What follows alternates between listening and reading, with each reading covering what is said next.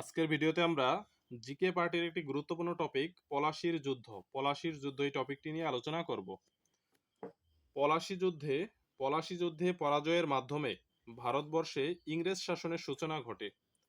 পলাশির যুদ্ধে নবাব সিরাজউদ্দৌলা পরাজয়ের মাধ্যমে ভারতবর্ষে ইংরেজ শাসনের সূচনা ঘটে। ইংরেজদের সূচনা ঘটে ওই 1757 সালেই, যে সালে পলাশির যুদ্ধ সংঘটিত হয়।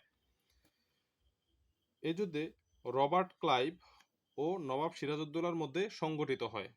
পলাশির যুদ্ধটা সংঘটিত হয় কার মধ্যে?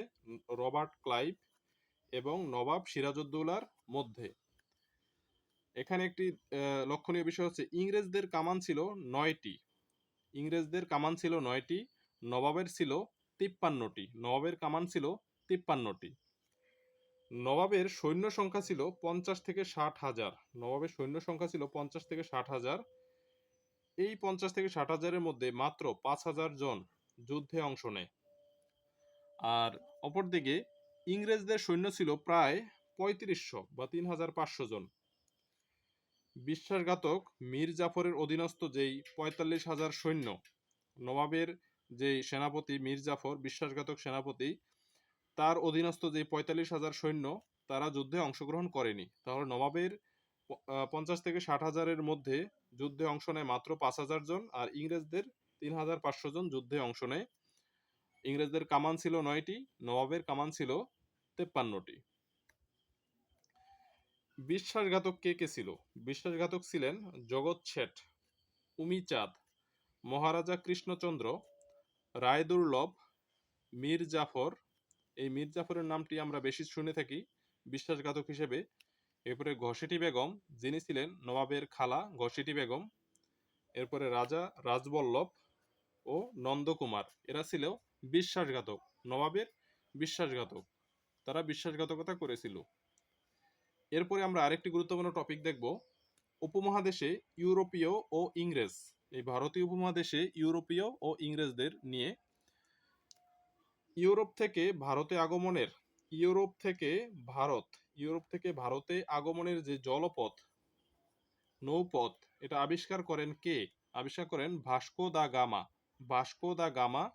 এই জলপথটা তিনি আবিষ্কার করেন 1498 সালে। 1498 সালে ইউরোপ থেকে ভারতে আগমনের জলপথ আবিষ্কার করেন ভাস্কো দা গামা। এই নামটা গুরুত্বপূর্ণ। এই ভাস্কো দা গামা ছিলেন একজন পর্তুগিজ নাবিক, পর্তুগালের একজন নাবিক ভাস্কো দা গামা।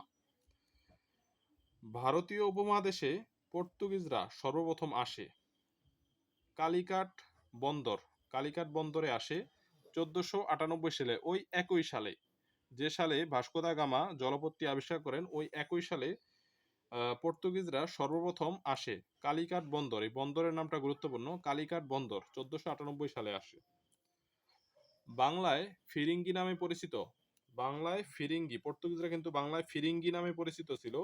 বাংলায় ফিরিঙ্গি নামে পরিচিত পর্তুগিজরা সর্বপ্রথম আগমন করে 1516 সালে। 1516 সালে সর্বপ্রথম পর্তুগিজরা বাংলায় আগমন করে। তারা ফিরিঙ্গি নামে পরিচিত ছিল এবং তারা আসে চট্টগ্রামে আসে। এরপরে আওরঙ্গজেবের শাসনামলে, মুঘল সম্রাট আওরঙ্গজেব তার শাসনামলে চট্টগ্রাম থেকে পর্তুগিজদের বিতাড়িত করেন শায়েস্তা খান। এই শায়েস্তা খান একজন সুবেদার ছিলেন, আওরঙ্গজেবের সময় সুবেদার ছিলেন। তিনি চট্টগ্রাম থেকে পর্তুগিজদের বিতাড়িত করেন। এই চট্টগ্রাম থেকে পর্তুগিজদের বিতাড়িত করে দেন শায়েস্তা খান। পর্তুগিজ জলদস্যুদের বলা হয় হারমাদ। পর্তুগিজ জলদস্যুদের বলা হয় হারমাদ। ফরাসিরা উপমহাদেশে সর্বপ্রথম বাণিজ্য কুঠি নির্মাণ করেন কোথায়? সুরাটে।